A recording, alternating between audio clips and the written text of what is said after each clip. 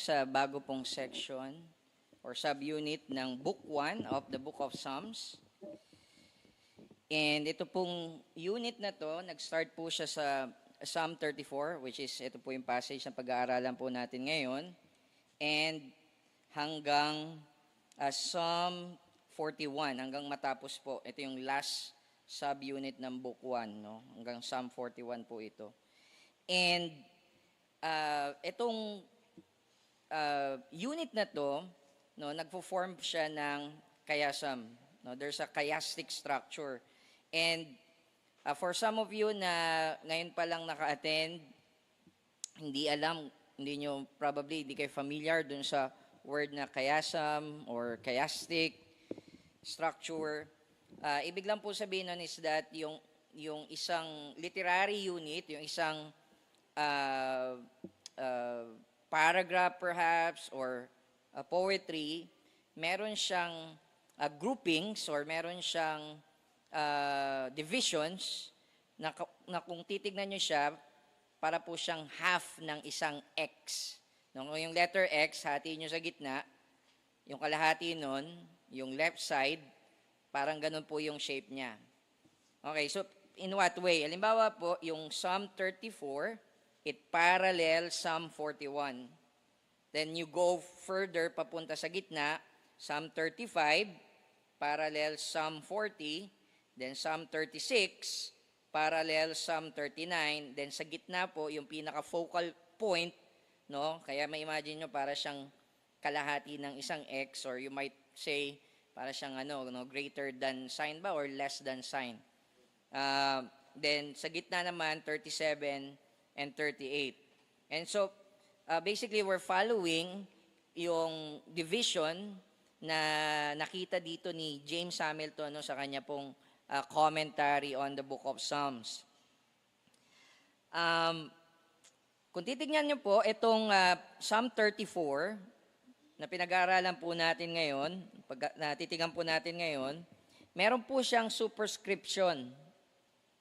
Sa introduction niya, mapapansin nyo, nakalagay dyan, of David when he changed his behavior before Abimelech so that he drove him out and he went away. Now, that tells us yung historical context kung kailan po ito sinulat ni David. No? Ano yung background, ano yung historical background. And kung mapapansin nyo, if you have Bibles with you na merong footnotes, meron siyang cross-references, mapapansin nyo po that ang naka-cross-reference po yan sa 1 Samuel 21, verse 10 to 15 hanggang 22 verse 1. And doon, makikita nyo po that yung context nito is that si David, hinahabol siya ni Saul, no? Ni King Saul. Hindi patanggap ni Saul na si David na yung bagong king. And hinahunting niya si David. And so, sa takot ni David, tumakas siya and nagpunta siya sa Gath, no? Yung Gath is one of the cities ng mga Philistines, and si Goliath na tinalo niya previously, doon siya nanggaling, okay? He's from Gath. He was from Gath. And merong king sa Gath na ang pangalan is Achish or Achish. Okay? Now, you might ask, why is it then Abimelech yung nakalagay dito at hindi Achish or Achish? No? Commentaries, at least one commentary na nabasa ko, sabi nila that yung Abimelech is a common title for a king, no, sa mga Philistine kings or Philistines. And since si Achish is a king, so probably yung Abimelech is just one of his titles as a king. And hindi yung malabong mangyari because what Abimelech means is, my father is a king. No, kung maalala nyo sa Judges, si Gideon, nagkaroon siya ng anak. And nag-umpisa si Gideon as a humble servant of God, as a humble judge. Then later on sa life niya, no, nagkaroon siya ng pride. And makikita niyo yung pride na yon in the very naming of his son. Pinangalanan niya yung anak niya as Abimelech. Na later on, nag-claim na siya yung magiging leader ng Israel during the time of Judges. So basically, he's saying, my father is king. The very name of his son is my father's king. So in other words, Gideon is in some ways is claiming to be a king. No, so but yun nga, it's a common title. No, Abimelech means my father is king, and so probably that's what's happening here. But yung sinabi ni James Hamilton dito, no, sa kanya pong commentary, I think it makes sense sa context and how David interprets his own life in relation po sa mga servants si God before. Like si Abraham, si Isaac, and both Abraham and Isaac, meron silang king na na-meet before, no? Sa sa land of the Philistines, which ang pangalan ay Abimelech. And so, according kay James Hamilton, that what David is doing here, he is identifying with Abraham and Isaac in that both of them encountered an enemy of God, okay, that's who meant to harm them, and yet God protected them. Okay? In some remarkable ways. No? Kung maalala nyo si Abraham noon, yun nga, no, nagpanggap, hindi niya inamin na asawa niya si Sarai, and eventually, nalaman nung king na ni Abimelech na si Sarah is asawa niya, and then takot si Abraham. And that's precisely yung reason niya kung ba't di niya inamin in the first place, and yet pinigilan ng Panginoon, the Lord, si Abimelech na sabi doon, touch not God's anointed. No? So kinukonsider ni God na anointed si Abraham. Okay? Yung servant niya, wag galawin. Ang point is, ang warning ni God sa kanya, if you do that, there will be plagues, no? I'll curse you. No? You'll be destroyed, no? And so naligtas si Abraham, and similarly, ganun din nangyari kay Isaac. And kay Isaac, it's quite different because na-encounter na niya before si Abraham, if assuming it's the same Abimelech, gaya nga sabi ko, common name siya. And yet, at this time, this Abimelech, nung nakita niya si Isaac and si Rebecca, nung nakita niya sila, na-recognize niya kaagad. Mag-asawa ito. So, hindi na niya ginalaw. Again, they were spared. Okay? And so, by naming, instead of just saying, na this king is Achish, ginamit niya yung title na Abimelech to refer to Achish, precisely to identify himself, si David, with Abraham and Isaac, who was saved in some remarkable, miraculous way. And here, sabi dito, kung titignan niyo po, paano ba siya na-save? Sabi dito, when he changes behavior before Abimelech. Literally, sinasabi dyan, when he feigned his behavior or he changed his, nagpanggap siyang baliw. No? And kung babasahin yung context, we will not go there, you'll have your time later to read it. Kung babalikan niyo po siya, it even says, naglalaway pa siya, no? Yung laway niya, nasa beard niya. And yung isang commentator na napakinggan ko, sabi niya, probably, nagpapanggap siya na may rabies, no? Baka may rabies siya or something. And that's how David got spared and got saved, no? Kasi nga may nakakilala sa kanya, dala-dala niya pa yung sword ni Goliath na pinampatay niya kay Goliath, tapos he'll go there. Definitely marirecognize si David, right? So may nakakita sa kanya and sabi, isn't it, that's David na where people are singing about, na Saul has his thousands and David has his tens of thousands. So, ang point is, kilala si David. How can you mistake that this is the king of, or the anointed king of Israel, anointed by Yahweh? And so, then nung dinala siya kay Achish, sabi ni Achish, can't you see? This is a madman. This crazy person. Right? So ang point is, na-spare si David through that. Then, in verse 1, nung sumunod na chapter, no, chapter 22 ng 1 Samuel, verse 1, then he goes to a cave, and probably doon niya naisulat tong text na to na binabasa natin ngayon. Na kung saan when he cried out to the Lord, and the Lord answered him. Okay? So that's the context of Psalm 34. Now, ano yung main point nito? Before I go to pray for us, ano muna yung main point ng passage natin ngayon? Yung main point ng passage natin ngayon is yung kinanta natin kanina.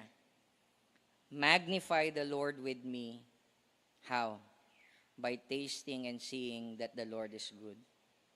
Magnify the Lord with me by tasting and seeing that the Lord is good. Okay, it's an invitation. David invites the people of God to magnify the Lord by tasting it and seeing it for yourselves, that the Lord is good. That's the main point. And so, yung text, pwede nyo siyang i-divide into two parts. Verse 1 to 7, the call to magnify the Lord together. Then verse 8 to 22, the call to taste and see the Lord's goodness. Yun yung structure niya. Yan din po yung dalawang puntos ng ating sermon. Then yung pangatlo, we will talk about how then do we connect this to Christ and how are we to apply this to our lives. Let us pray. Panginoon, marami pong salamat sa araw na to na binigay niyo po sa amin na mapakinggan muli ang inyong salita. Maraming salamat, Lord, sa privilege na tumayo ngayon sa harap ng inyo pong mga hinirang upang maibahagi ito. Tago niyo po ako sa likuran ni Kristo, siyang maitaas. Protect me from errors. Protect me from speculations. Protect me from distortions, Panginoon, that I might commit. Lord, huwag niyo po hayaan yun. It is my prayer, Lord, that only your word and our right interpretation of it and application of it would flow from my mouth toward your people, Panginoon. So, Lord God, I pray, incline the hearts of the hearers of your word to your testimonies. Open the eyes of our hearts so that we might behold wondrous things sa inyong salita. Unite our hearts to fear your name and satisfy us with your steadfast love so that the end of this sermon we would magnify you together. Guide us, give us wisdom, give us understanding. In Jesus' name we pray. Amen. So first, the call to magnify the Lord together. At verse 1 to 7. And yung verse 1 to 7, pwede nyo rin siyang hatiin sa dalawa, no? First, binigay ni David yung invitation to magnify the Lord together in verses 1 to 3. Then in verses 4 to 7, nagbigay siya ng reasons why. Bakit? Okay? So, tignan natin yung invitation. Verse 1 to 3. Nagsimula siya with a personal, no, is the declaration of personal devotion to praise the Lord. Okay? Nag-start si David here with a declaration of a personal devotion to the Lord. Sabi niya, I will bless the Lord at all times. His praise shall continually be in my mouth. Now, that's a personal devotion ni David that gagawin niya to always. He will bless the Lord, he will praise the Lord. Now, yung question sa atin ngayon is this, no? How can we bless the Lord? Isn't it? How can you bless someone who gave you all things? The one who gave you breath so that you might live. The one who gave you life. The one who brought us here. The one who saved us. So, how can we bless the Lord? What does it mean to bless the Lord? Now, it doesn't mean, no, that we would give something kay God that God doesn't have. As if God needed us. Doesn't mean that. Okay? So what does it mean then to bless the Lord? Anong ibig sabihin nun? Yung explanation is nando sa kasunod na sinabi niya. Right? I will bless the Lord at all times. Ang tawag dito is restatement, no? Parallelism. So yung pangalawang line, nire-restate niya lang yung unang line. Ina-explain niya what he meant. I will bless the Lord at all times, meaning His praise, the Lord's praise, shall continually be in my mouth. So blessing the Lord is praising the Lord. Okay?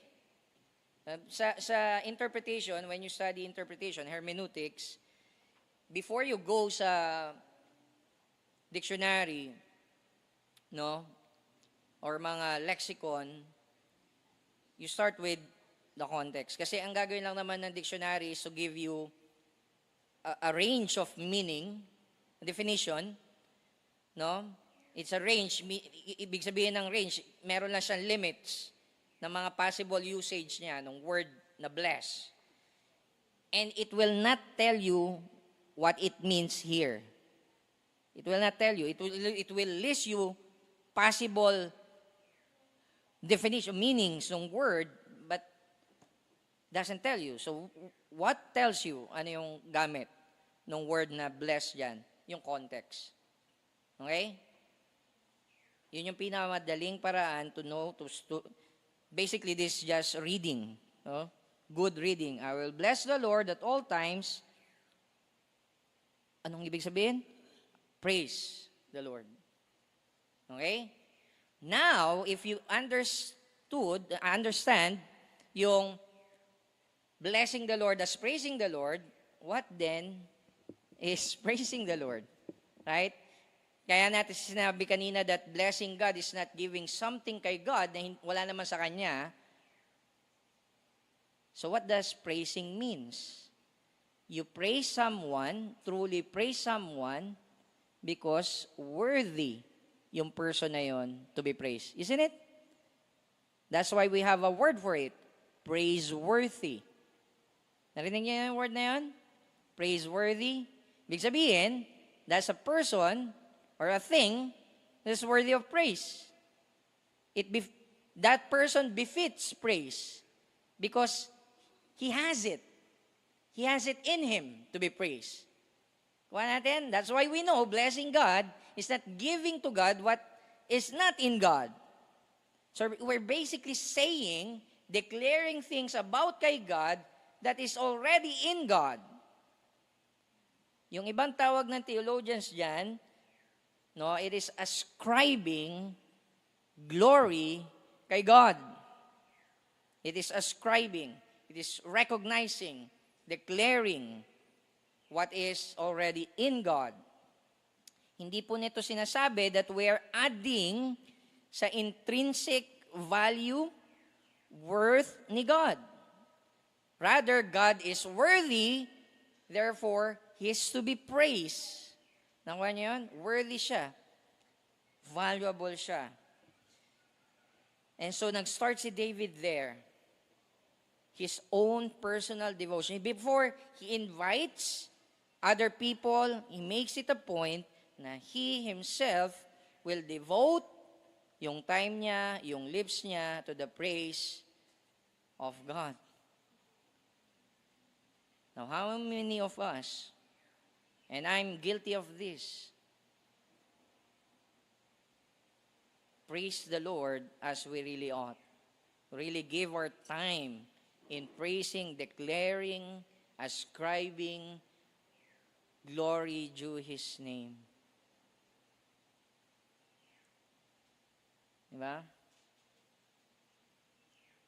You have a lot of time sa ibang bagay, but not this. But here's David, before he invites the people to magnify the Lord with him, nasabi niya, ako muna.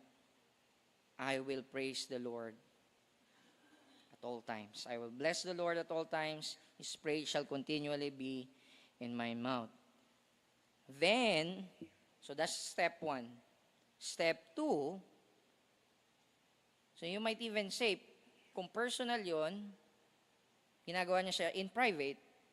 Step 2, gagawin niya siya in public. Tingnan niyo sabi, my soul makes its boast in the Lord. What does it mean to boast in the Lord?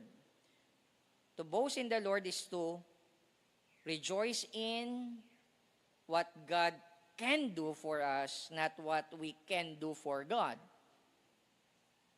Kuha? Ibig sabihin, hindi mo binibida yung sarili mo, binibida mo si God. So basically, it's the same thing. Praising God. Right? And yet, sabi niya dito, tingnan nyo, and that's why this is a step. Sabi niya, my soul makes its boast in the Lord, and as I do so, let the humble hear and be glad. So, yung logic goes this way. Sinasabi niya, I'm going to praise the Lord in public in order that those who might hear it might be glad. Okay?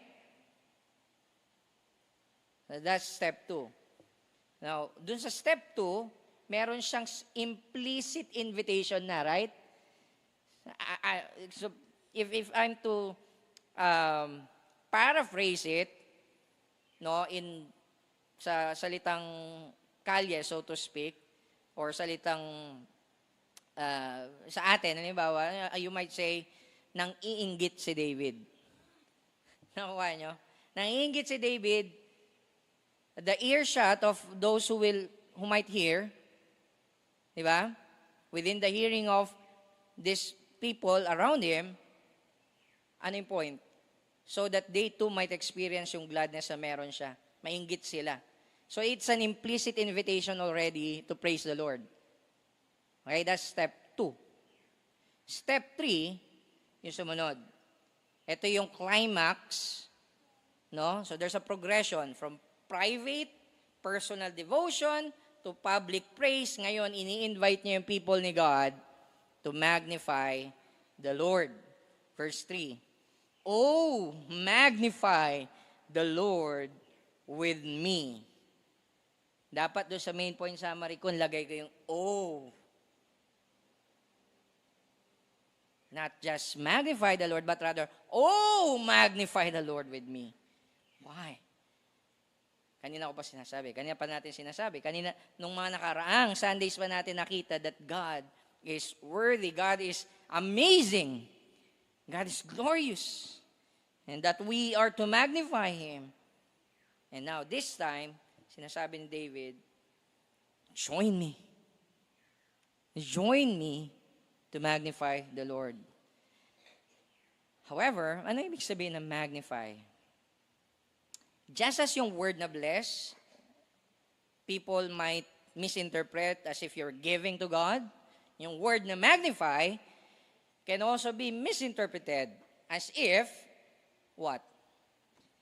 Actually, I can't improve upon this. This is an illustration made by John Piper as to what magnify means sa Bible. You can magnify something in 2 ways, sabi ni John Piper. You can magnify the way a microscope magnifies or a telescope magnifies. So yung question is, how do you magnify God? Is it by using a microscope or by using telescope? Ano yung pagkakaiba? Well, pagkakaiba is this. When you use a microscope, you make little things, something na hindi mo nakikita with your naked eye, bigger than they really are. Right? They are not really big. Maliit siya, hindi mo makita, tiny. And you'll use microscope so that it might be visible sa atin. And lalaki siya, pero hindi talaga siya malaki. Right? On the other hand, when you use a telescope, something na tinitingnan mo, gagamitin mo to look sa sky, no? Titignan mo yung mga planets or stars, gamitin ko stars, no? Na napakalayo, twinkling little stars, pero hindi talaga siya little. Right? Hindi siya maliit. Yung stars, it can be as big na kung saan kasya ang maraming Jupiters.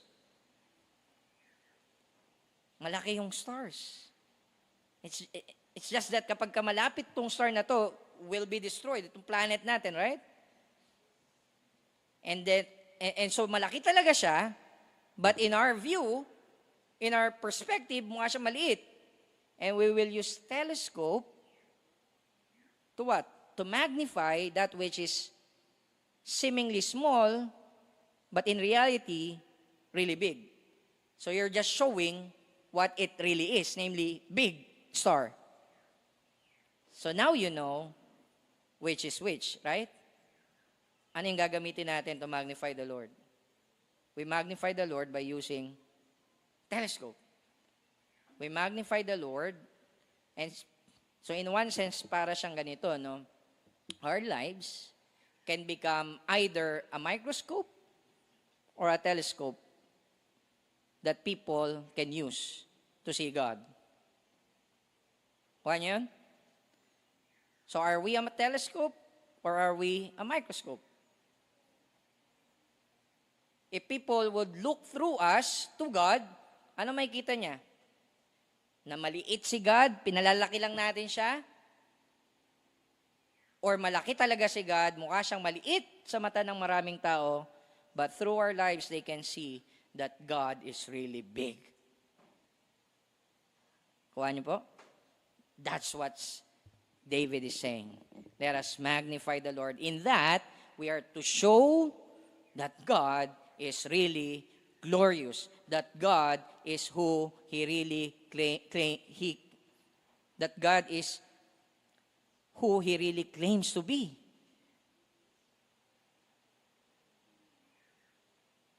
We magnify God by showing that He is really valuable, that He is really worthy. And even then, di ba, kahit sa microscope, you know that you can make it bigger, no? Because otherwise, you might need si God na lumapit talaga and that we will die. Just like when the sun is, yun nga, no? Kapag masyadong malapit tayo sa sun, we'll be destroyed. But you get the point, right? We magnify the Lord by showing who He really is. And in inviting yung people ni God to do this, David is basically saying, tayo yung magiging lens through which people will see who God really is. That He is really a big God and people are just belittling God. Okay? We came into this world belittling God. We're God belittlers. What? So that's why we need something to see who God really is. Then, sabi niya, let us exalt His name together. Nakita niyo yung pattern kanina, right? I will bless the Lord at all times. His praise shall continually be in my mouth. Same thing here. No, it's just a restatement. What does it mean to magnify the Lord? You exalt the name of the Lord. Meaning you are to live it up, to raise it up because it is really raised. Na-mention ko before, no, how God raised David from the pit, galing sa ilalim, pataas si God. It's not like that. He is really up there. We are to lift Him up.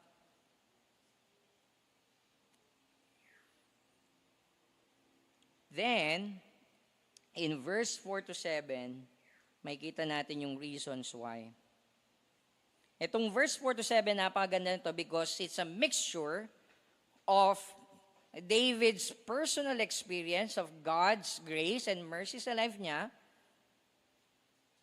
Okay, God's saving work sa life niya and his interpretation of it that can be applied generally sa people ni God.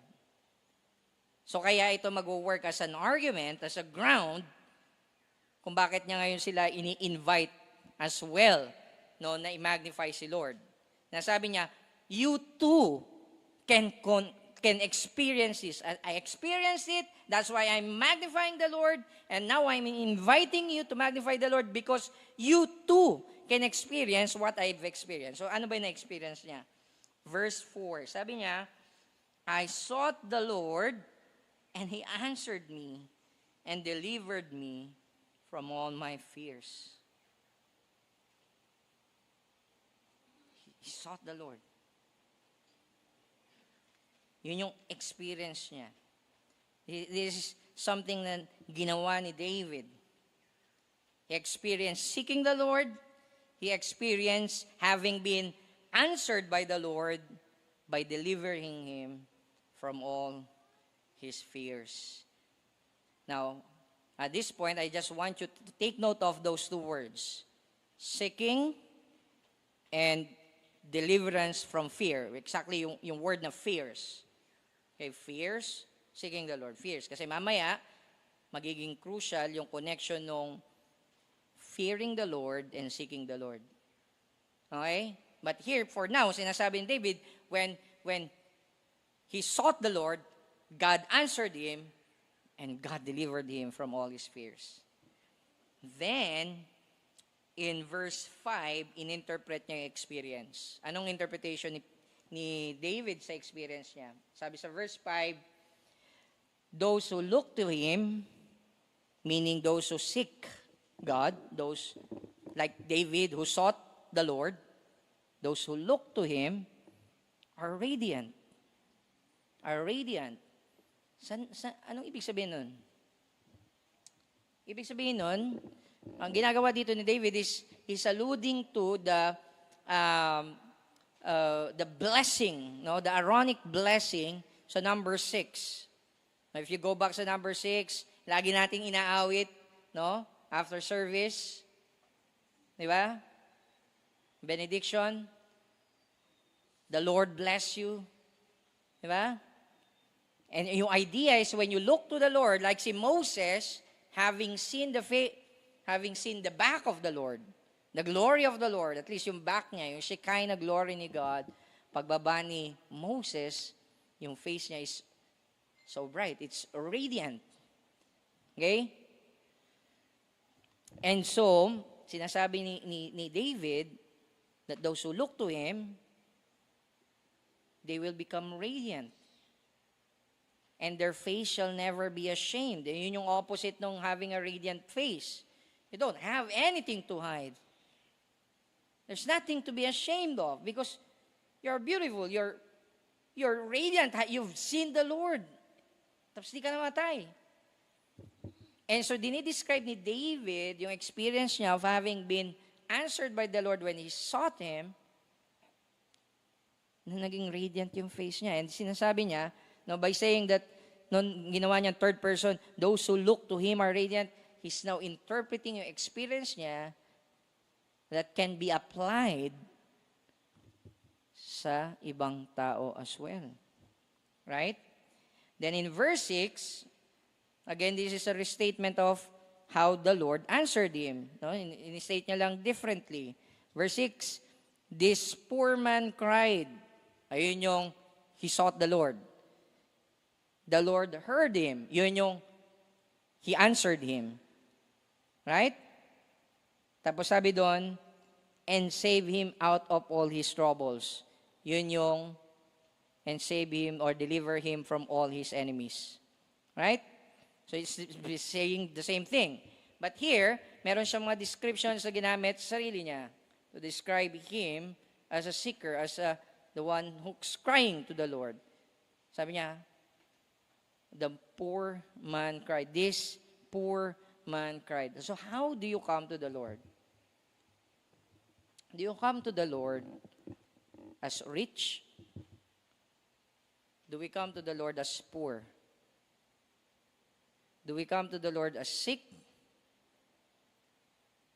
Or as well?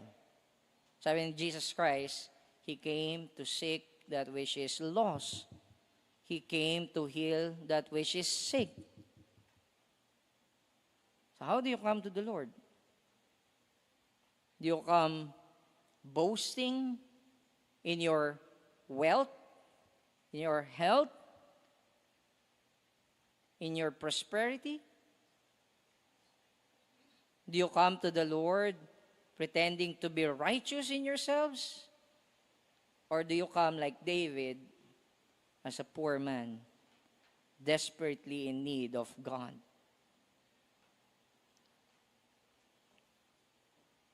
Before I proceed, doon sa susunod na point, sa verse 7, sabi ni Augustine, and, as he comments on Psalm 34, sabi dito, right, that David sought the Lord. David sought the Lord. Hindi muna yung benefits ni God, hindi muna yung gifts ni God apart from God Himself, but he sought God. So sabi ni Augustine, seek the Lord. It is one thing to seek some favor from the Lord, quite another to seek the Lord Himself. Do not seek any extraneous thing from the Lord, but seek the Lord Himself. He will hearken to you, and even while you are still speaking, He will say, here I am. Gusto niyo ng always answered prayer? Seek the Lord. Seek first the kingdom of God, and all these things shall be added unto you. Yung context, sabi ni Jesus, huwag ka maging anxious about your needs. Alam ni God yun. Gentiles, pagans, seek those things. You don't have to be born again para isik yung mga bagay na yun. Don't be anxious about it. Seek God. Seek first yung kingdom ni God and His righteousness. Then, in verse 7, instead of an interpretation, pero still generalizing what happened to him, he compared yung salvation na na-experience niya with how the Lord saved the Israelites from the Egyptians in the wilderness. Makikita niyo sa verse 7. Sabi diyan, the angel of the Lord encamps around those who fear Him and delivers them. So, yung logic goes something like this. This poor man cried, and the Lord heard him and saved him out of all his troubles, just as the angel of the Lord encamps around those who fear Him and delivers them. He's alluding to what happened before sa Exodus. No? Kung maalala nyo, nung tumatawid sila sa Red Sea, sinusundan sila ng mga Egyptians. The angel of the Lord encamps around them. Okay? Tingnan sabi sa Exodus chapter 14. Exodus 14, 19 to 20. Then the angel of God was going before the host of Israel, moved and went behind them. So, nasa harapan nila, hinahabol sila nung mga Egyptians. So, nasa harapan yung angel of the Lord, then pumunta siya sa likod. And the pillar of cloud moved from before them and stood behind them, coming between the host of Egypt and the host of Israel. And there was the cloud and the darkness, and it lit up the night without one coming near the other all night. hindi sila mahabol, no? Hindi makapasok, as it were. Hindi sila nakaharang eh. Yung pillar, no? Of cloud and yung angel of the Lord. Nakaharang. I think David here is borrowing yung language of Exodus deliverances ni God, ina-apply niya sa sarili niya. Nakuha niyo po? And in so doing, he's generalizing yung experience niya. Ibig sabihin, kung nangyari to kay David, nangyari to sa people ni God sa Israel, from Egypt, no, Exodus from Egypt, we too can experience this. Yung mga hearers, yung babasa ng psalm na ito, sinasabi ni David, you can experience this. And as you experience it, magnify the Lord with me. Kuha niyo po? So those are the reasons. Now, how are we to magnify the Lord? How are we to magnify the Lord? Somehow implicit na siya dun sa binigay na reasons, right? Kasi dun sa reasons sa binigay ni David, why we are to magnify the Lord is because God saves. Basically, yung sinasabi niya, God saves. Right? God will save you. God is for us. Right? So how do we then magnify the Lord? Verse 8 to 22, na makikita natin yan. Verse 8, nandyan yung invitation to taste and see. How are we to magnify the Lord? It is by tasting and seeing that the Lord is good. Okay? You magnify yung worth ni God, you show Him to be really satisfying by having tasted and seen that the Lord is good. Kuha niyo po? You can't really say na masarap yung isang bagay and invite people na kumain din kung hindi mo nalasahan. Hindi mo nakita, hindi mo natikman. You can't really say that. Right? Nakita mo lang sa picture, napanood mo sa ads, pero hindi mo natikman. It's one thing to know na matamis yung honey, kasi nakasulat dun sa jar, honey, another, na matikman.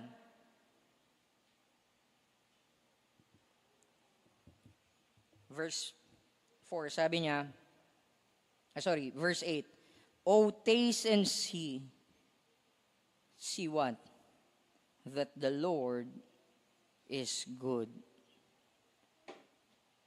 So from do sa experience si David, sinasabi niya ngayon, so binibigay niya, ito yung reason why we're to magnify the Lord together.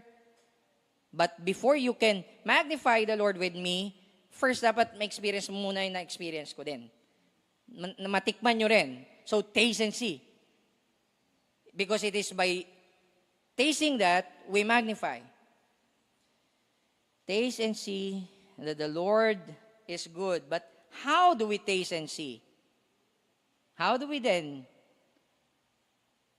na makikita at malalasan that the Lord is good? Yung sumunod na line. Sabi diyan, blessed is the man who takes refuge in Him. It's a declaration na kung sino daw yung nagte-take refuge in God is blessed. So how does yung logic niya works? And sabi ko, that's how. So ganito ko po siya pinaraphrase. Pakinggan niyo po. This is how. We taste and see that the Lord is good by being blessed by God as a result of taking refuge in Him. What? That's how you taste and see that the Lord is good. It is by being blessed by God, and yung blessing na yon is a result of taking refuge in God. That's how. And yet that's still abstract for some of us. What does it mean to take refuge in God? Isn't it? So, Tignan niyo yung pattern. So, magnify the Lord with me. How? Taste and see. Ano ibig sabihin nun? How are we to do that? Take refuge in Him with the result that you'll be blessed by God. But what does it mean to take refuge in God? Yung sumunod na verses. May kita natin yan sa verse 9 to 22.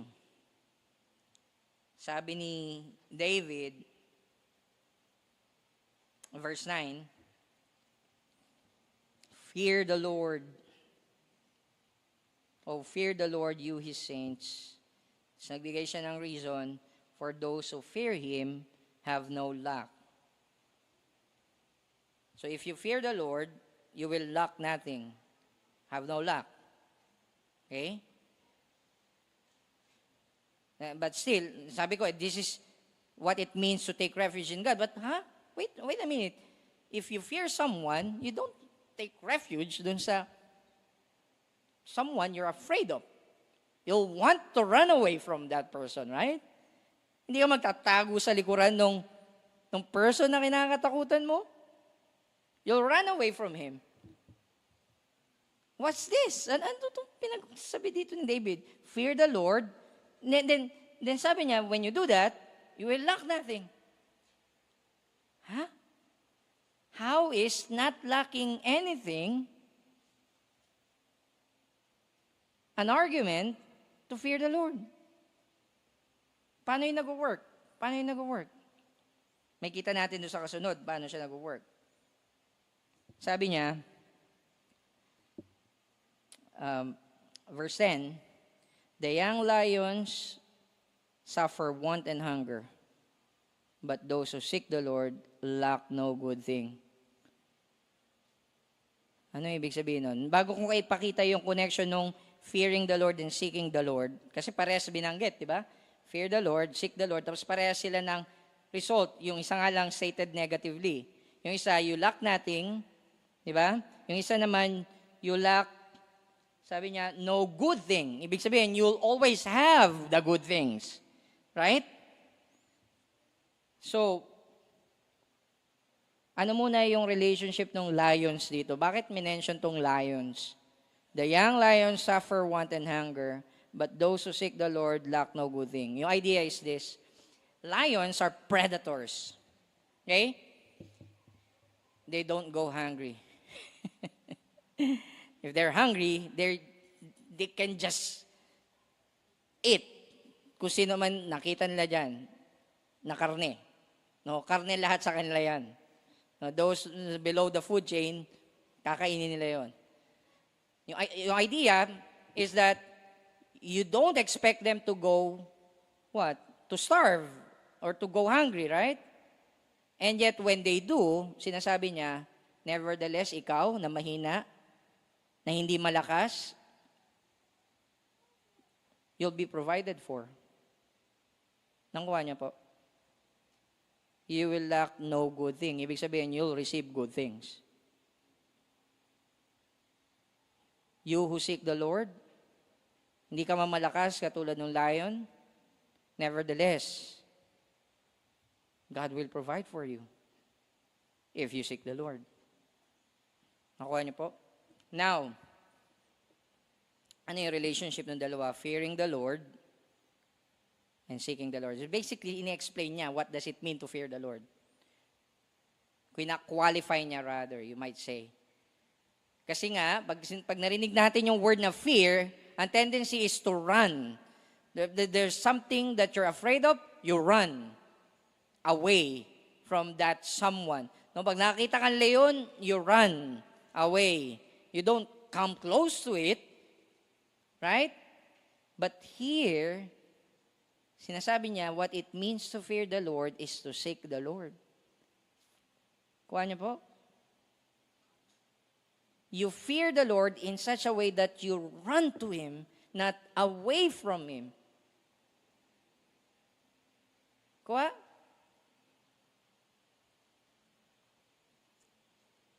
Then, in verse 11,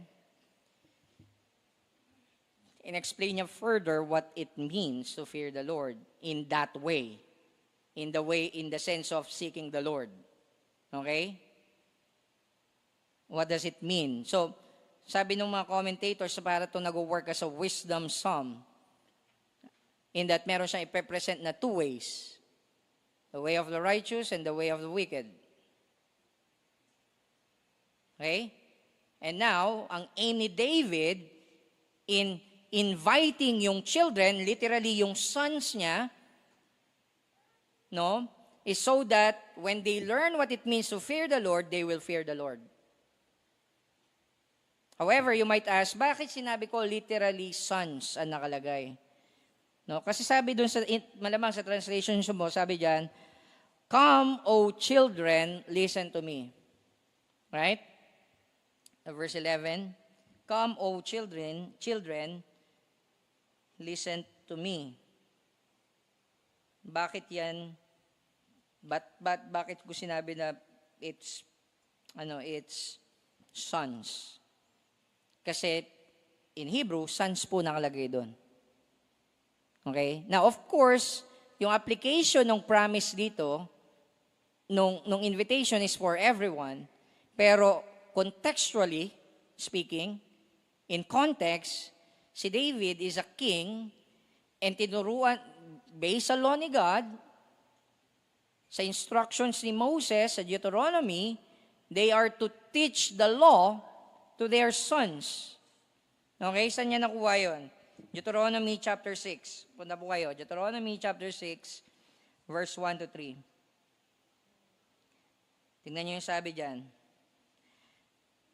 Deuteronomy 6, 1 to 3. "Now this is the commandment, the statutes and the rules that the Lord your God commanded me to teach you." Tapos tignan niyo yung purpose ng teaching, ng instruction. "That you may do them in the land to which you are going over." So similar doon sa ginagawa ni David ngayon. "I will teach you fear the Lord so that you might do them," meaning you might fear the Lord. And ano yung purpose nun? To possess the land, to possess it. Ano yung ultimate purpose nun? Verse 2, "That you may fear the Lord your God, you and your sons and your son's son, by keeping all his statutes and his commandments, which I command you, all the days of your life, and that your days may be long. Hear therefore, O Israel, be careful to do them, that it may go well with you, and that you may multiply greatly, as the Lord, the God of your fathers, has promised you in a land flowing with milk and honey." So nakita niyo yun? Sinasabi dito that there's a promise. When you fear the Lord, you'll have long life. Okay? It will go well with you. God is with you. Then in chapter 17 ng Deuteronomy, verse 18 to 20, dito nyo makikita how yung instruction na yon generally for Israel is now being applied sa kings. No? Wala pang king yung Israel na to, but it seems like si Moses is already expecting a king. And so sabi niya, "And when he," yung king, "sits on the throne of his kingdom, he shall write for himself in a book a copy of this law." See that? So sabi ni Moses, ito instruction ko sa inyo. Later on, magkakaroon kayo ng king, and tong king na to, kapag siya'y king na, kailangan niyang kopyahin yung law. Kailangan meron siya sariling kopya ng law. Approved by the Levitical priest, meaning, hindi siya pwede mag-imbento. It should be the word of God. It should be what was revealed to Moses and passed on through the Levitical priest.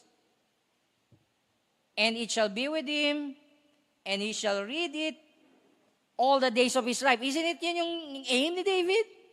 "Meditate on the law of the Lord day and night, that he may learn" what? Tingnan nyo. "That he may learn to fear the Lord, his God, by keeping all the words of this law and these statutes and doing them, that his heart," ito yung purpose, why he needs to fear the Lord, and why and how yung itong fearing the Lord is related to taking refuge in Him and tasting Him, and so therefore magnifying Him. Tignan niyo yung purpose.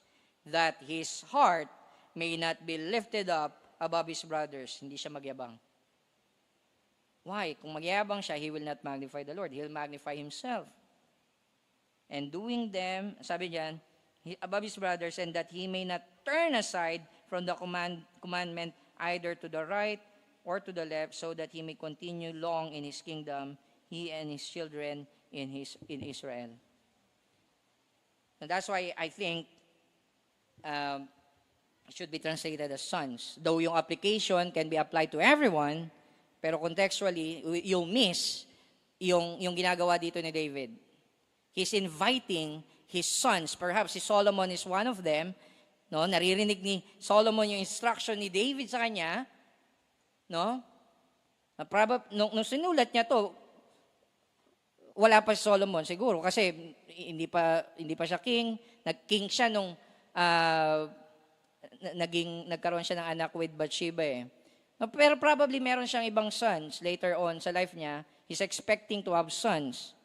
Or perhaps this is a recollection of what happened then. Diba? Either way, he's following Deuteronomy. Okay? Yung instruction ni Moses na isulat niya yung law and ituro niya to sa mga anak niya. And now, sabi niya, "Come, O sons, listen to me. I will teach you the fear of the Lord." And so you'll expect na yung kasunod is what it means to fear the Lord, right? Tama? O, tignan nyo yung sabi. What does it mean to fear the Lord? Verse 12 to 14. Sabi dyan, "What man is there who desires life and loves many days that he may see good?" It's a question. It's a rhetorical question. So you should paraphrase it as a statement. It is an if statement. Ano yung sinasabi ni David? If you truly desire the good life, then, verse 13, turn away from evil and do good. Ano yun? Sabi niya, keep your tongue from evil and your lips from speaking deceit. Turn away from evil and do good. Seek peace and pursue it. If you truly love, if you want a long life, a prosperous long life, nasabi niya, do this. In God's world, this is how it is. Now, don't take that to mean na, okay, those who will obey God always, will not suffer. Ang point dito is that this is what happens. Ito yung ideal. David is telling us what it means to be in God's world. The righteous is blessed, the wicked are punished. And you are to believe that, even if it looks like it doesn't. Nakuha niyo po? If you truly desire to have a good life, sabi niya, don't do this, do this. Nagbigay siya ng reason why. And I think ito yung key dun sa seeking part. Okay? And what does it really mean to fear the Lord? Binigay niya yung why. Sa verse 15 to 22. Ito yung interpretation ko. I'll just state it. Why? You fear not seeing the face of the Lord and not being near to Him. Ultimately, the reason why you do good, the reason why you don't do evil, dapat ito yung at the very bottom. You fear not seeing the face of the Lord and not being near to Him. Yan yung reason, ultimately. Let's unpack yung sinabi ko na yon. Verse 15, sabi niya, the eyes of the Lord are toward the righteous. Now, by the way, there's a mini chiasm dyan sa 15 to 21. Okay? Why? Because tingnan nyo po, yung 15 tsaka 16, contrast yan ng dalawang klase ng tao. The righteous tsaka yung who do evil, right? Yung ano naman po, 19, okay, kung titingnan nyo, yung 21, A, tsaka yung yung 21 and yung 22, kung mapapansin nyo, contrast din siya. Pero naka-flip. Nauna niyang binanggit yung evil, then yung good, yung righteous. What? So 15, 16, yung taong gumagawa ng righteousness, yung taong gumagawa ng evil. Yung 21, tsaka yung 22, yung taong gumagawa ng evil, then yung taong gumagawa ng righteousness. Okay? They match. Also, both of them are being explained by the next verse. No? Verse 17 explains yung verse 15. Yung mga righteous, ina-explain. Sino sila?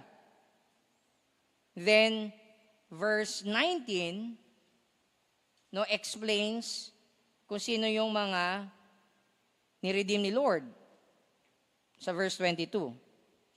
Then sa gitna nun, yung ultimate reason, bakit to ginagawa ni God?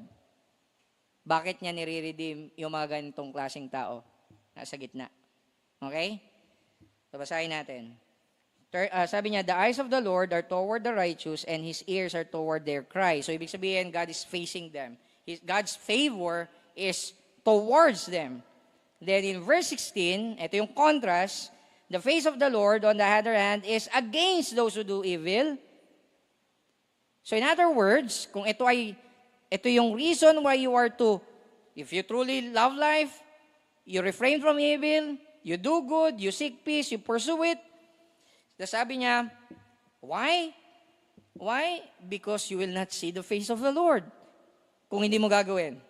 Why? Because yung face niya will be against you. To judge you. Tingnan nyo yun. Sabi doon, to cut off the memory of them from the earth. You don't want that. So to fear the Lord then is on the one hand, to fear yung judgment ni God. Pero yung ultimate judgment is not seeing God. Not having yung opportunity, yung privilege to delight in God.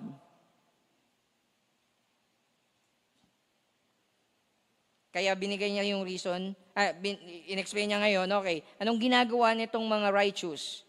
When the righteous cry for help, the Lord hears and deliver them out of all their troubles. Tapos binigay niya yung reason, nasa gitna, the Lord is near to the brokenhearted and saves the crushed in spirit. Then, yung kabilang side, sabi niya, many are the afflictions of the righteous, but the Lord delivers them out of them all. In-explain niyan yung verse 22. Sino tong servants na to na tinutukoy niya? Di ba?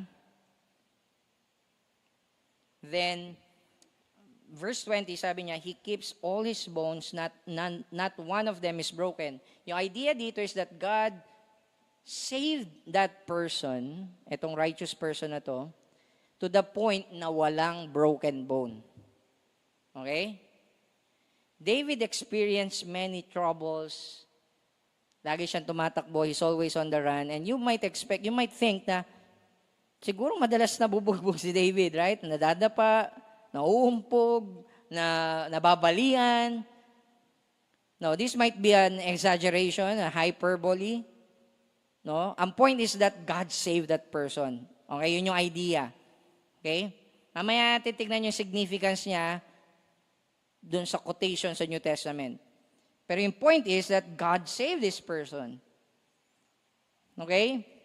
Then in verse 21, on the other hand, afflictions will slay the wicked, and those who hate the righteous will be condemned. Literally, ganito siya nakalagay.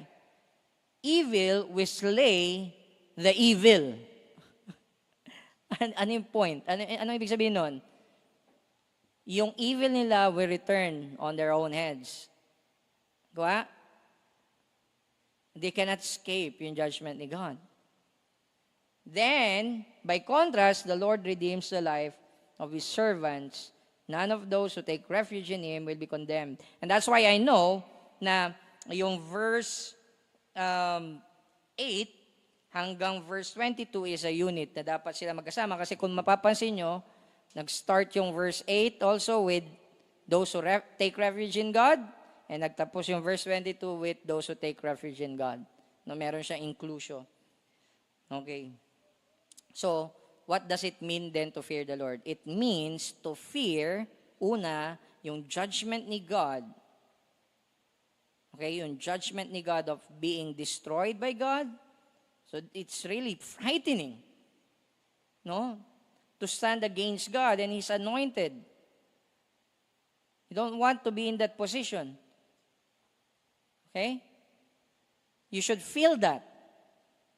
You should feel that. We should feel that. Nakakatakot yun. Hindi trifle with, you can't trifle with God. Or the things of God.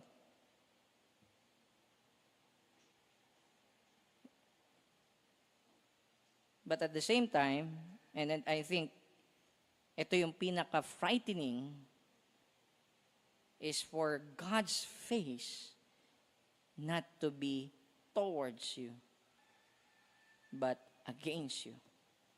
For God not to be near you in His favor, in His grace. I'm going to paraphrase, I forgot yung exact quotation from John Piper. May nagtanong kay Piper, what does it mean to fear the Lord? Sabi niya, fearing the Lord is you fear the prospect of enjoying or being satisfied by something else other than God. You fear that prospect. And that's why you run to God. You take refuge in Him. So therefore, ulitin natin, let's sum it up. David invites the people of God to magnify Him. Magnify the Lord. How? By tasting for themselves, by seeing for themselves that the Lord is good. How? By being blessed as a result of taking refuge in Yahweh. How? In what way? What does it mean to take refuge? You fear the Lord in such a way that you seek Him. You fear the Lord in such a way not to run away from Him, but to run towards Him for refuge. What does it mean to fear the Lord? To fear yung prospect of having been condemned and killed and destroyed by God, like the wicked here. Meron siyang warnings that if you continue this way, you will not have the good life.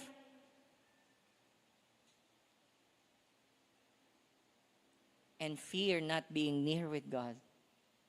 You fear that. Now, ano yung connection nito kay Jesus? How are we then to connect Jesus dito? Sabi ng scriptures, all scriptures is about Christ. No? Now, and also, how are we to apply this sa lives natin other than i-obey natin yung magnify the Lord by enjoying Him, by tasting and seeing that the Lord is good? What does it mean sa lives natin? Ano yung practical implication nito? No, may 3 passages sa New Testament na nag-quote nitong Psalm 34. Okay? Titingnan natin siya bawat isa. Yung una is in John chapter 19 verse 36. John chapter 19 verse 36. And here, sabi ni John the Beloved, he's commenting on what happened. Namatay, it's already late. There's Sabbath and bawal yung merong criminal na nakahang sa cross. It's cursed. So, kailangan nilang ibaba yung mga taong yon. Okay? And so, to do that, they need to quicken yung kamatayan ng mga kriminal. So, yung ginawa ng soldiers, binali, no, yung tuhod, no, yung paa, yung binti nung dalawang kriminal. Then, nung about, yung almost, no, babaliin na rin nila yung tuhod ni Christ, na-realize nung soldier, patay na ito. Tinusok na lang niya, pinierce niya. Then, nag-comment si John the Beloved. Ito sabi niya, "For these things took place that the scripture might be fulfilled." Tapos, kinote niya yung Psalm 34, yung binasa natin kanina, about kay David having been saved by God to the point na walang broken bones. Kinote siya, and sabi dito ni John the Beloved, nangyari yung event na to, namely, yung hindi binali yung binti ni Jesus Christ, yung tuhod niya. Sabi niya, "These things took place that the scripture might be fulfilled. Not one of his bones will be broken." What? Pagka nabasa niyo yun, how do you interpret that? Ano yung intindi niyo? Marami sa atin ganito ang interpretation.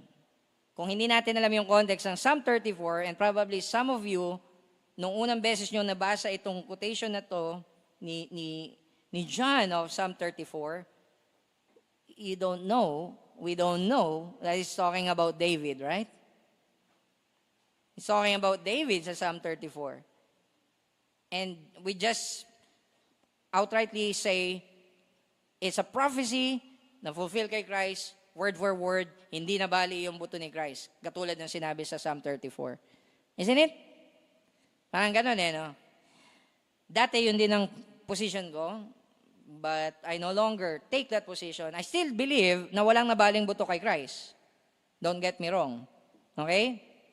But, nung sinabi dito ni John that this is to fulfill etong scriptures, nung sinabi niya dito, sa John 19:36, not one of his bones will be broken, sabi niya fulfilled, he doesn't mean that there's a prediction, then na-fulfill yung prediction. No. Rather, he's saying the typological pattern of life ni David and of the lamb previous, bago si David, is na-fulfill kay Christ. Okay? Now, ano ibig sabihin? Ano ibig sabihin ng typological fulfillment? Sabi pong typological, magsabing type, just recently, I'm modifying yung website, and meron tayong tinatawag na typeface. No? Yung typeface, para sa mga mas matatanda sa atin, you might have heard it sa typewriter. Right? There are markings, right? And yung letters, tumatatak siya sa papel by having yung letters na yun strike yung papel, right? That's why it's typed. It's being pressed dun sa paper. Okay? So parang gano'n, no? There's a pattern, there's a type in the Old Testament, and yung Passover lamb na dinescribe sa Exodus, pupunta po kayo sa Exodus chapter 12, verse 46. Ito yung instruction ni Moses, no, when they're about to go out of Egypt, di ba? And then yung merong angel of the Lord who will kill yung firstborn sons. Tapos may instruction to kill lamb. Tapos yung dugo nun, iano sa lintel. And instruction sa kanila, dapat yung lamb na to, walang kahit anong blemish, walang dapat baling buto. Okay? Sabi doon, it shall be eaten, yung Passover lamb, in one house, you shall not take any of the flesh outside of the house, and you shall not break any of its bones. Okay? Now, that became a type. Okay? It became a type. Then, si David saw himself just like the lamb. In what way? Yung lamb is nag-a-act siya as a representative Israelite. Na instead of yung firstborn Israelite sa mamamatay, yung lamb yung mamamatay. Kuha? That's why magpa-pass over sa kanila yung angel of death. Kuha natin? Now si David, nagsiserve siya na parang siya yung lamb. Okay? And yet hindi siya namatay.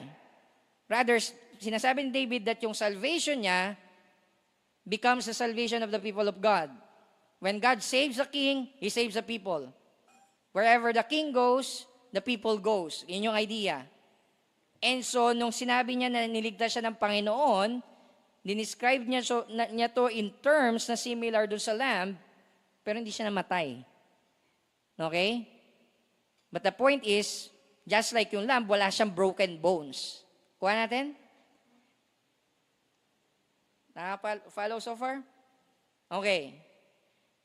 Then, si John the Beloved ngayon, nakita niya yung nangyari kay Christ, nakita niya yung same pattern that just like si David, Jesus is the King, the anointed King, the Messiah, who serves as a representative Israelite to die on behalf of His people. But not only that, just like the lamb, siya rin, hindi nagkaroon ng broken bones. Nakuha niyo po? So, in other words, yung lamb, Passover lamb is a type. Si David is an installation of that type. Si Jesus ngayon yung fulfillment ng type. Okay? In what way? Si David, sinave yung people ni God by saving David. By not having his bones broken. And yet David lived.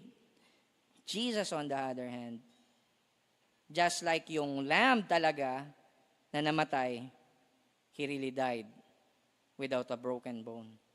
Nakuha niyo po? So it is a typological fulfillment in that etong mga types na to, yung Passover lamb, yung life ni David, yung experience ni David, all of them pointing to a greater Passover lamb, to a greater David, na hindi makaka-experience ng broken bones, and by His death, He will save His people. Kuha po natin. Ganito siya in-explain ni James Hamilton. Ay, babasahin ko siya, ng diretso na lang, because medyo mahaba siya. Sabi niya, sabi ni James Hamilton sa kanya pong commentary on the Book of Psalms, as David generalizes from his own experience in chapter 34, 19 to 20, he once again deploys imagery from the Exodus narratives. Having asserted that the Lord delivers the righteous man from all his many afflictions, in verse 19, David alludes to Exodus 12:46 in verse 20. Exodus 12:46 is not a predictive prophecy, but instructs Israel regarding the Passover lamb. They are not to break any of its bones. So see that? It's not prophesying anything. It's just an instruction what they are to do. Kuha niyo po? Doon sa lamb. It's not prophesying anything. It's not a prophecy. Okay? Then, further, sabi ni James Hamilton, when the blood of the Passover lamb covered the lintels of the homes of the Israelites, God redeemed His people from Egypt. David now seems to place himself as the individual righteous man in the place of the Passover lamb. When he is brought through his affliction with unbroken bones, just as the nation was redeemed from Egypt, those aligned with David will be redeemed. So nakita niyo yung logic? Just as yung people ni God aligned themselves with the representative Passover lamb na namatay without broken bones, they will be redeemed. So too, yung mag-take refuge in the anointed king, si David, they too. Kasi, alam nyo, ang ganda nito, kasi after nung events with Achish, di ba, nagpunta siya ng cave, dumating ngayon yung mga kasama niya, pagod sila, hinang-hina sila, and sabi doon, naging commander nila si David. It's as though they entrust their lives kay David. There's a picture there, right? So there's a unbroken bones of David, saved by God, pumunta ng cave, dumating yung mga kasama niya, nalupaypay, and they rested in David. Then, sabi ni James Hamilton, when he is brought through his affliction with unbroken bones, just as the nation was redeemed from Egypt, those aligned with David will be redeemed. On this understanding, David sees the Passover as a type that represents the sort of thing God does when He saves His people. You might say, this is how God typically saves. So, narinig niyo yung word na type dun sa word na typically. And probably that's why we have yung word na typical. Right? Typical, meaning it's usual, it's madalas ganito. No? It's familiar. It's typical. Then sabi niya, it's a type that represents the sort of thing God does when He saves His people. As such, David himself is an installation in an Exodus-style pattern of deliverance. Okay? No wonder, dun sa mga descriptions niya kung paano siya sinave ni Lord, dinescribe niya siya na parang katulad sa Exodus. There's an angel of the Lord encamping yung people niya around him. Right? And dun sa mga previous Psalms na nabasa natin, right? Where kinontrol ni God yung flood waters para makatawid yung mga people ni God. No, ganun din yung ginawa ni God to save David from his enemies. This pattern will be fulfilled when Jesus dies as the fulfillment of the Passover lamb with unbroken bones. And John claims fulfillment of Exodus 12:46 and Psalm 34:20. So therefore, hindi minimisquote ni John yung Psalm 34. Hindi niya minimisquote. He's not claiming that David is talking about Jesus in a way na para bang nakalimutan ni David yung nangyayari sa personal experience niya at that time, para siya sinapian, tapos all of a sudden, bigla siya nag-prophesy na ito yung nangyayari. No, hindi ganun. Rather, he's being consistent. Nangyari talaga ito kay David sa life niya, without broken bones probably, and then now, si Christ talagang walang broken bones and yet namatay siya for His people and through that na-save yung people ni God. And then further, sabi ni James Hamilton, what was typified at the Exodus was repeated in the life of David and fulfilled in Jesus. Wapo?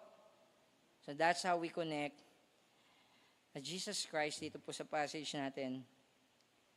Now, how are we then to apply this?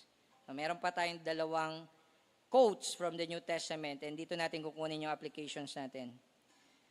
Parehas ito sa epistle ni Peter, or 1 Peter. Nakita natin yung una in 1 Peter chapter 1, 23 hanggang chapter 2, verse 3. Okay? Ano ba sabi doon? Tingnan nyo po.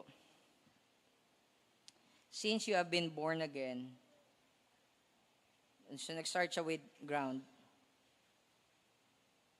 Ground yan, 23. So ibig sabihin, meron siyang binibigyan na reason sa taas. Ano yung reason na binibigyan niya sa taas? May command sa taas. Right? Ano yung command? Love one another earnestly from the pure heart. Tama? That's the command. And yung reason why is because you're born again. How? Paano daw sila na born again? Ano yung naging means si God para ma-born again sila? Sabi niya, not of perishable seed, but of imperishable through the living and abiding word of God. Tapos, nag-quote siya sa Old Testament, for all flesh is like grass, and all its glory like the flowers of grass.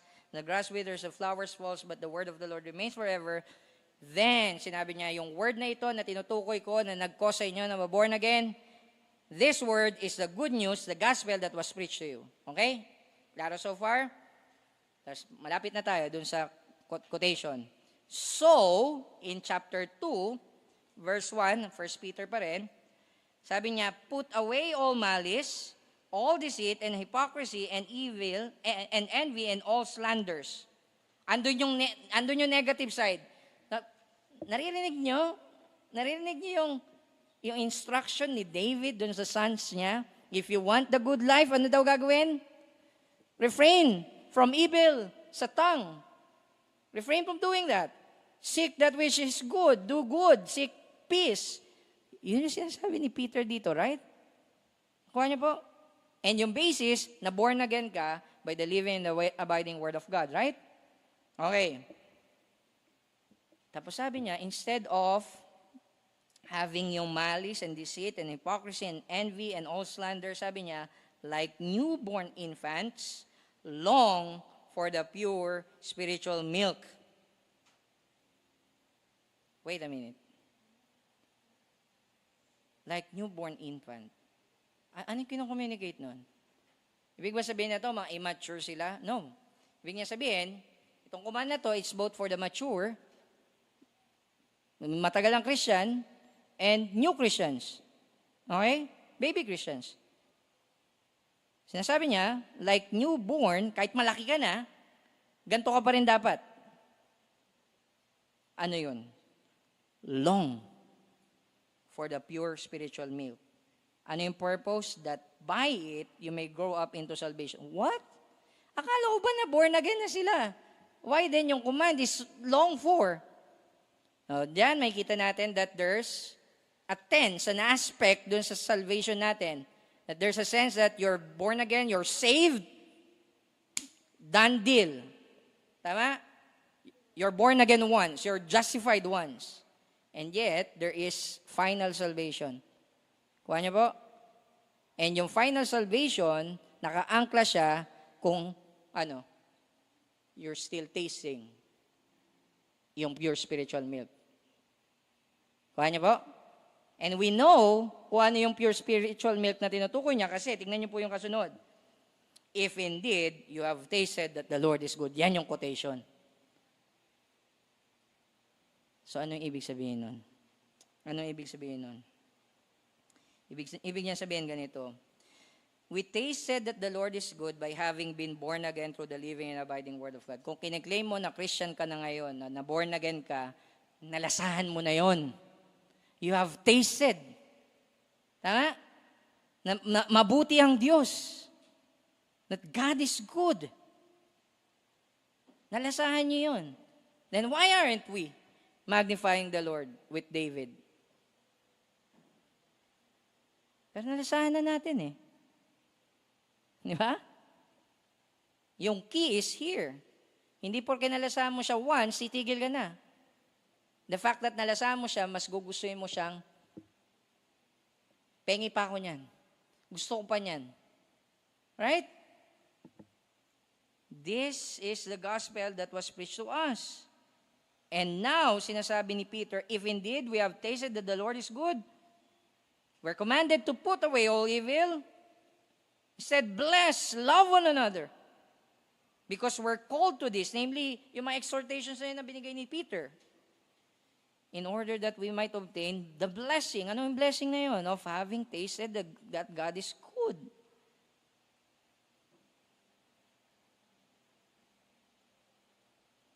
May condition yung final salvation. Now, if you think na work salvation siya, no. Just as yung na-born again ka, na-justify ka is by grace, yung final salvation mo is still by grace. Pero yung evidence that you have tasted, pakinggan yung logic, if indeed you have tasted that the Lord is good, you will long for the spiritual milk. Still. Kasi nasarapan ka eh. Nalasahan mo eh. Tama ba? Yan yung question sa atin ngayon. Nalasahan ba talaga natin? Na born again ba talaga tayo by the living and abiding Word of God? Na-meet ba natin talaga si God? Sa gospel? Have we tasted?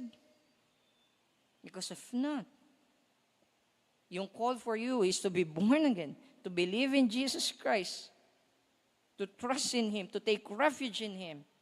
Now, Repent of your sin and taste that the Lord is good. And if you're claiming to have really tasted that the Lord is good, kasi sinasabi mo, narinig mo na yung gospel, tinanggap mo ang Panginoong Isus Kristo bilang Panginoon tagapagligtas mo, ligtas ka na, justified ka na, born again ka, then long for it. Seek it. Makikita yun sa lives natin. Makikita yun kung paano mo nilolong for yung spiritual milk, yung goodness ni God in His Word.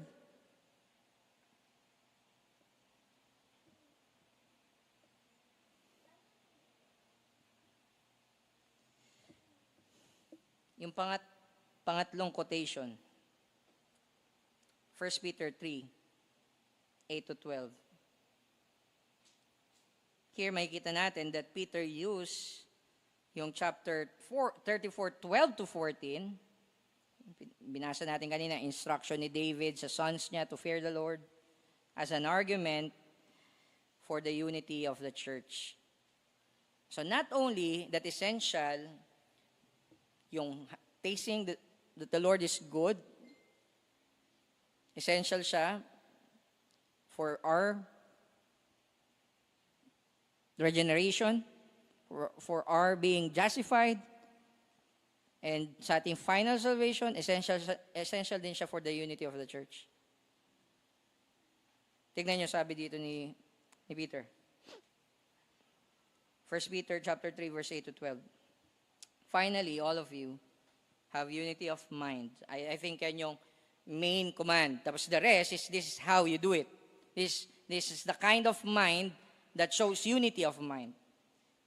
Have brotherly love, a tender heart, a humble mind. Do not repay evil for evil or reviling for reviling, but on the contrary, bless. For to this you were called, that you may obtain a blessing. Tapos binigay niyo yung reason, kinote niyo yung Psalm 34. For whoever desires to love life and see good days, let him keep his tongue from evil and his lips from speaking deceit. Let him turn away from evil and do good. Let him seek peace and pursue it. For the eyes of the Lord are on the righteous, and his ears are open to their prayer. But the face of the Lord is against those who do evil. So sinasabi ni Peter, ina-argue niya from Psalm 34. Ginamit yung instruction ni David. And that's why we know we can apply this to ourselves. Hindi lang sa sons ni David. Kasi in-apply siya mismo ni Peter sa church. Sabi niya, you want unified mind, unity of mind, have the same fear of the Lord. Right? Understanding yung warnings sa scriptures and yung promises sa scriptures. Fearing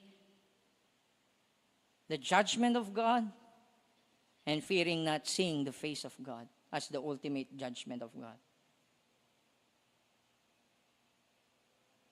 So therefore, church, let us magnify the Lord together by tasting and seeing that the Lord is good.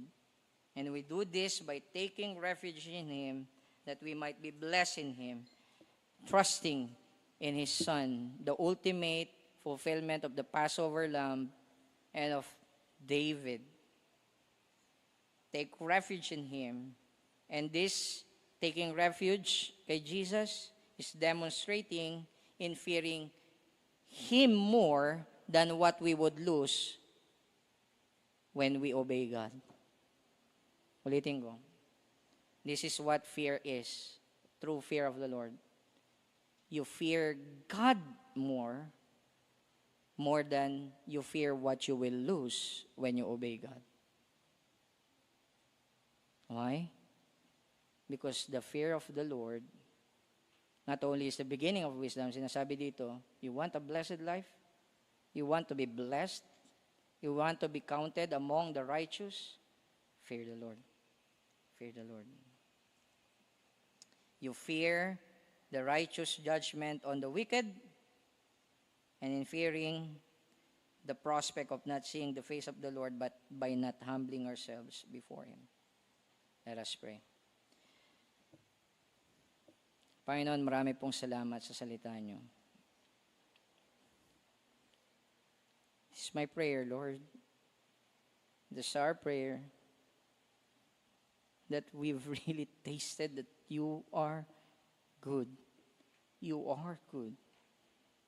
And if we don't feel that, cause us, Lord. Command what you will, and will what you command.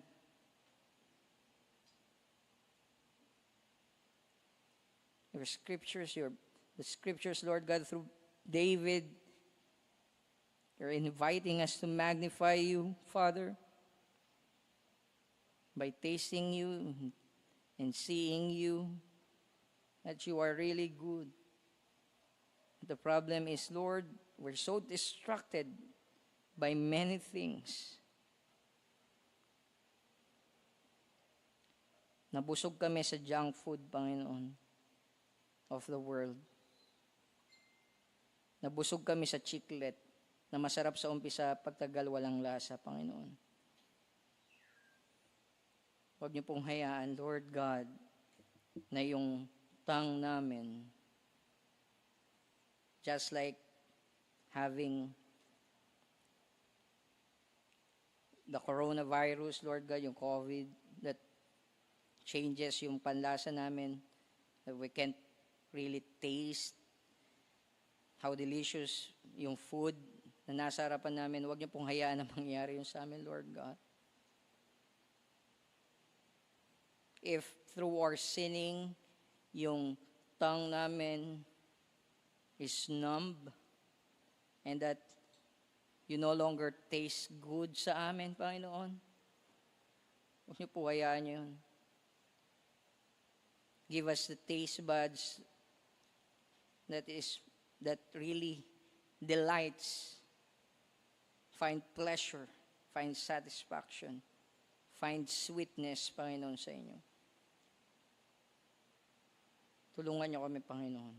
And kung meron po isa sa amin dito ngayon, or ilan sa amin dito na hindi pa nararanasan yung goodness niyo in the gospel, in your saving work through the Lord Jesus Christ, Lord, mangusap kayo sa Kanya.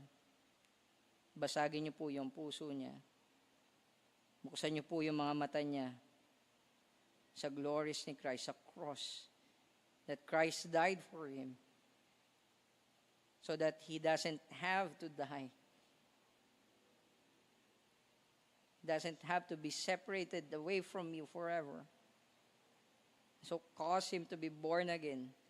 Give him the new taste bud as a new creation, Lord. Palasa niyo sa Kanya, Panginoon. Patikim niyo sa Kanya how good you are sa gospel. Buksan niyo yung mata niya sa glories ni Christ.